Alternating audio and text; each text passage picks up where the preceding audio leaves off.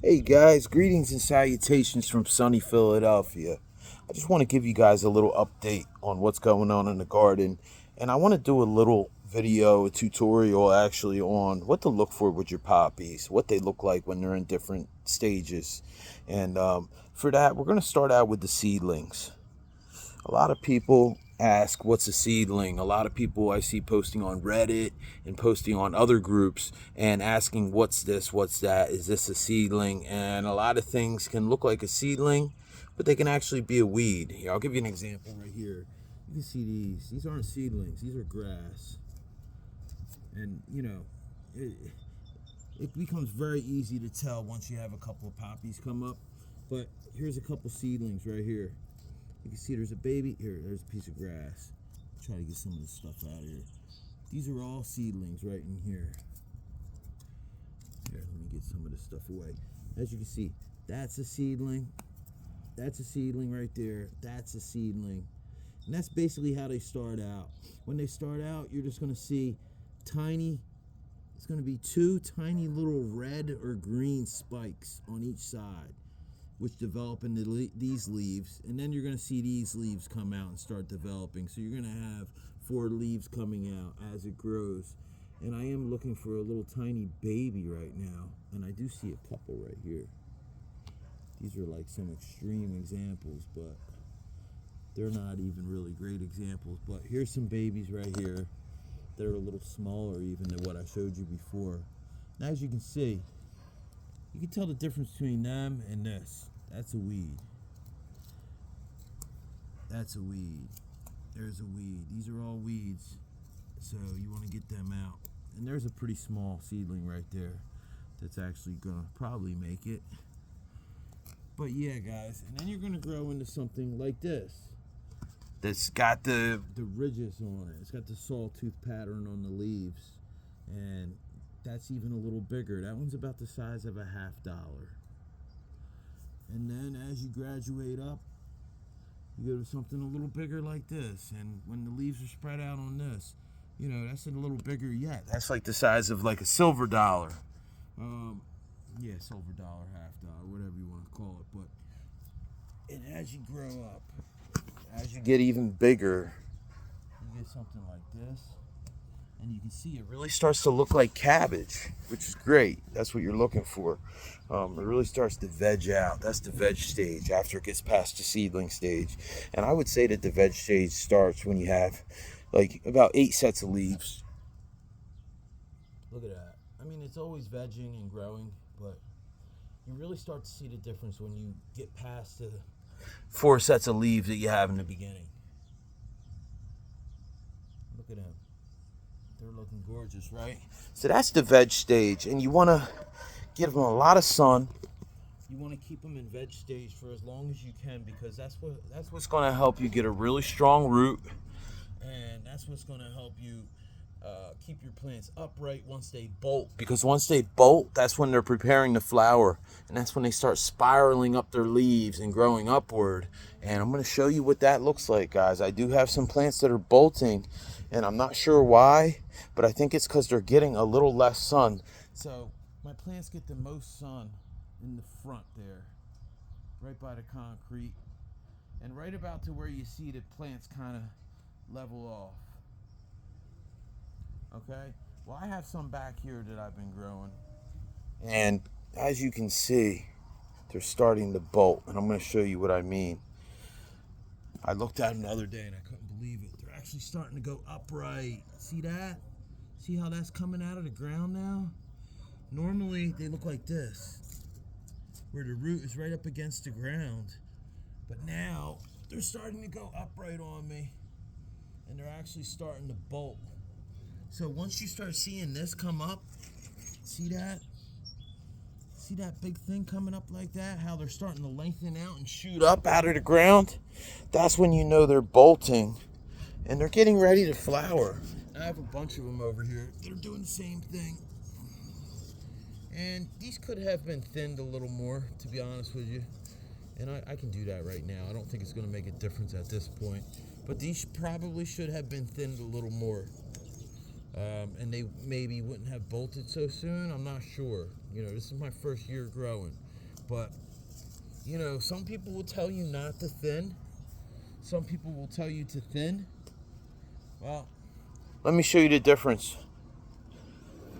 Over here, I thinned all these out. And as you can see, I do have some smaller ones, but, I mean, look at the size of these. I did a good job thinning these. You know, I left like a good 8 inches between some of these. Some of them can still use a little room, which I can still do without a problem. Look, I'm pulling huge ones up, you know, because I want to give the other ones the room to grow. Definitely. But as you can see, these things are growing like wildfire. So, you know, I just want to keep them going really good by keeping them thinned out. But yeah, once they start bolting, that's when they're preparing the flower. And I'm not sure how long that's going to take, but I'm guessing it's going to take about 2 to 3 weeks for them to bolt, just on what I'm reading. So 2 to 3 weeks puts me like almost at the beginning of June. Almost at the beginning of June to where I start seeing a little bit of flowers. And then I believe my other ones are probably about 2 to 3 weeks behind the ones that are bolting right now.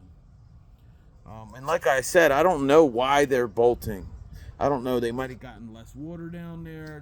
I know they definitely get less sun down there.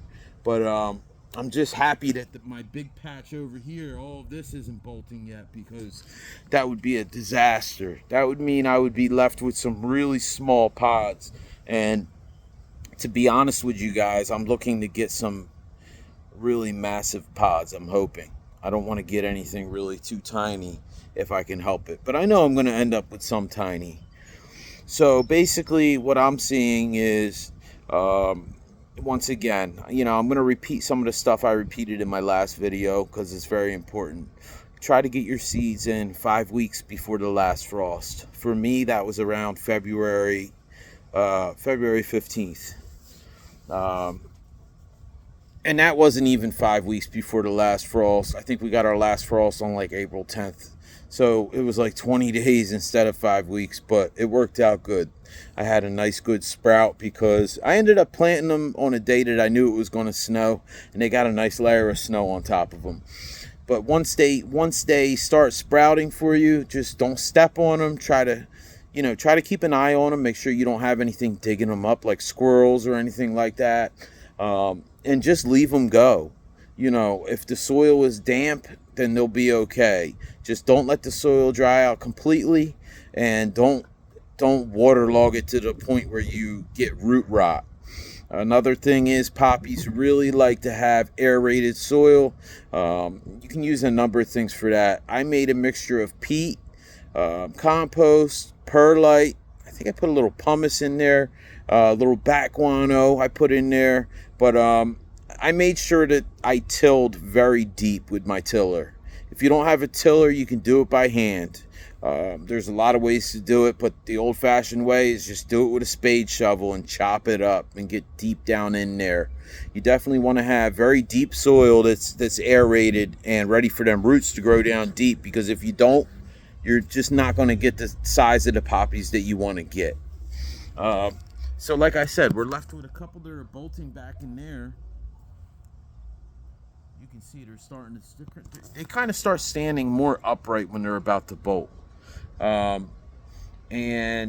you know, I'm not happy that they're bolting, but I think it might be because of lack of sunshine.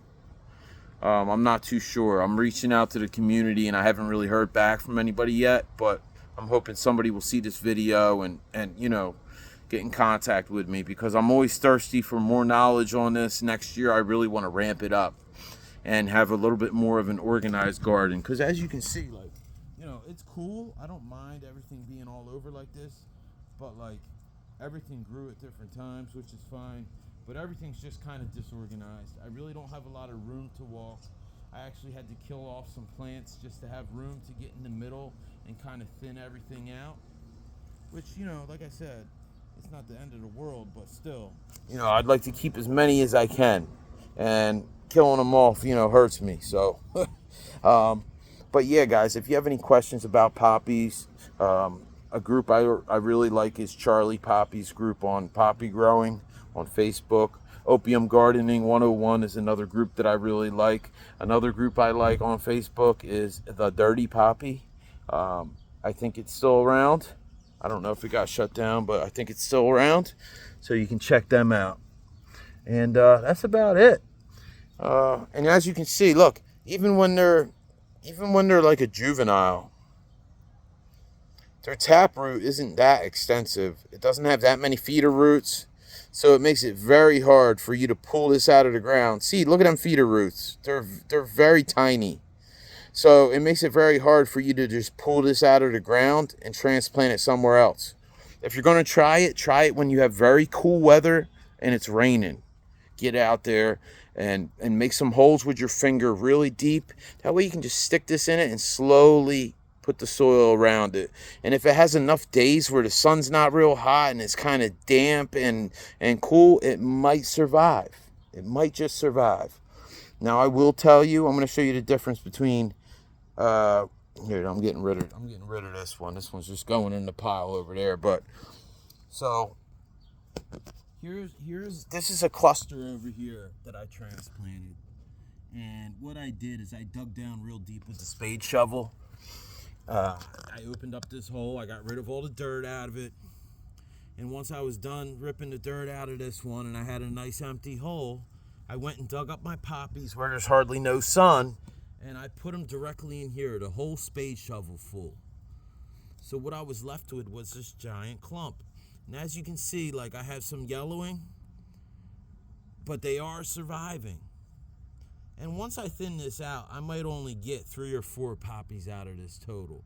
But instead of losing that whole thing to shade, I figured I would try to transplant it. So the method of making a hole, getting a big spade full the same size as your hole and just clumping it in there and then wetting it real good on a nice damp cool day works really well. And I think that I really do believe at this point, this is like 5 days later, I think we're pretty well established. And the die-off that we see is a lot of the lower leaves. And once I thin them out, we might be left with 3 or 4 nice poppies. Here's the difference now. I did these the other day. And as you can see, with these ones, I tried the finger method where I basically poked a hole down in the ground. And as you can see, this one's dead. That one's gone right there. I'm trying to show you. This one's gone right here. This one's gone. This one looks like it's going to survive, actually, right here. That one's gone. This one is going to survive right here. No, that was just a seedling. Let's see. Yeah, that's about it, guys. I mean, I've tried a few. I've gotten a few to transplant with the finger method, but not many. Honestly, it's probably like a 10% success rate with the finger method. So, you can try it.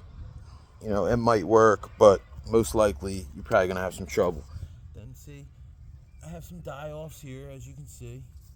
I think these were ones that were pulled out by something that I tried to put back in the ground and they died off. So once in a while I do come out here and I just find a couple pulled out. I think it's squirrels just kind of exploring. Now right here, as you can see, guys, this needs to be thinned out. This is way too many poppies for this area. So we're just going to pull them out, and I like to leave around 8 to 12 inches in between. That seems to be what works best as far as getting them to have some sunshine. So, and if I see a huge poppy like this one over here, then I might give that one some extra room to do its thing, And these over here are kind of weak. They don't get a lot of light. But for some reason, they have some pretty big leaves on them. So, I'm just going to let them grow. But next year, I want to make sure I'm not planting as many poppy seeds because I'll be honest, guys, this was a nightmare. Nobody wants to sit here, especially at my advanced age of 43 years old, and sit here and thin all these out. Like, it's a real hassle to thin them all out.